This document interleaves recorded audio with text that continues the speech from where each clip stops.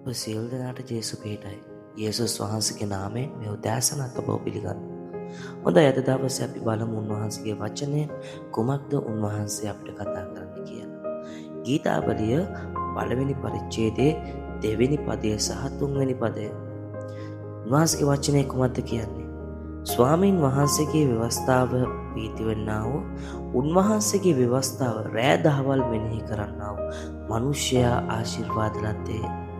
ඔහු දිය ඇලවල් ළඟ හිඳ වූ නියම කලට පල දෙන නොමැලවෙන කොළ ඇති ගසක් හා සමාන වන්නේය. ඔහු කරන සියල්ල සඵල වෙයි.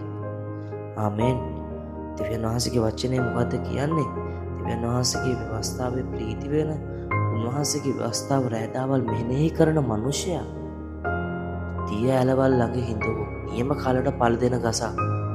අපි සමහර ගස් දැකලා තියෙනවා ප්‍රේමණීය සහෝදරයා සහෝදරිය, ඒව දකින්නත් ආසයි නේද?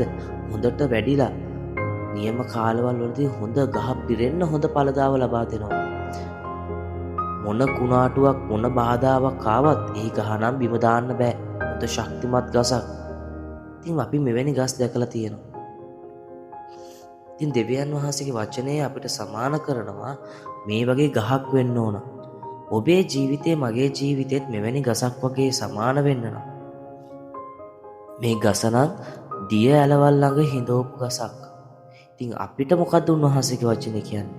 අපිත් ඒ වගේ ශාස්ත්‍රීයක වෙන්න නම්, ඒ වගේ ශක්තිමත් වෙන්න නම්, නොමැලවෙන කොළ ඇති ගසක් වගේ අපේ ජීවිතේ නිතර දෙවියන් වහන්සේ තුළ ප්‍රීතියෙන් ඉන්න ඕන, නිතර සඵලත්වය කරා යන්න ඕන. මොකද උන්වහන්සේගේ වචනේ ප්‍රථමයෙන්ම කියන්නේ ස්වාමින් වහන්සේගේ ව්‍යවස්ථාව තුළ ප්‍රීති වෙන්න ඕන.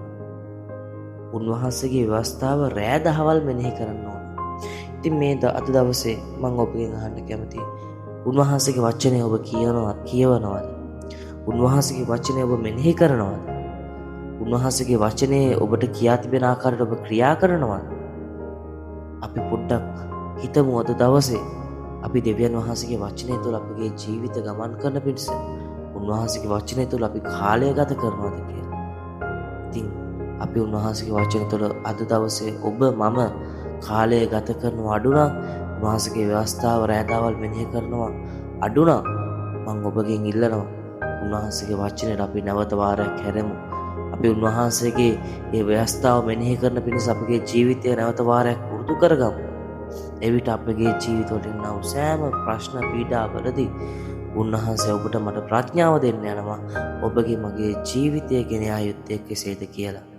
ඒ වගේම උන්වහන්සේ ඔබට මට පෝෂණය දෙන්න යනවා. ඒ ගසට ඒ දිය ඇලවල් වලින් ආවා වූ පෝෂණය වගේ අපි උන්වහන්සේගේ ව්‍යවස්ථාව මෙනෙහි කළා. අපි උන්වහන්සේ අසලින් ඉන්නකොට උන්වහන්සේගේ පෝෂණය ඔබට මට ලැබෙන්න යනවා. අපි සියලු දෙනා යාඥා කරමු. ජීවමාන දෙවි පියාණනි, ඔබ වහන්සේගේ උපකාරය අනුග්‍රහය ඔබ වහන්සේ සමග ඉන්න විට අපිට ලැබෙනවා. පියාණනි, ඔබගේ වචනය ව්‍යවස්ථාව අපි මෙනෙහි කරනකොට ස්වාමිනී ඔබ වහන්සේ අපගේ ජීවිතවලට මඟ පෙන්වන්න යනවා. අපි ජීවත් විය යුත්තේ කොයි ආකාරයටද කියලා. ඔබ අපිව ශක්තිමත් කරන්න යනවා.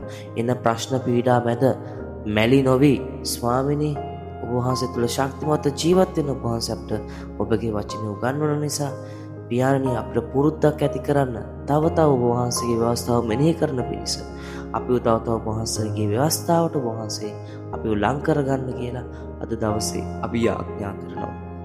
මේ සියල්ල ඉල්ලන්නේ නාසරේ යේසුස් වහන්සේගේ උතුම් වූ නාමයෙන්. ආමෙන්.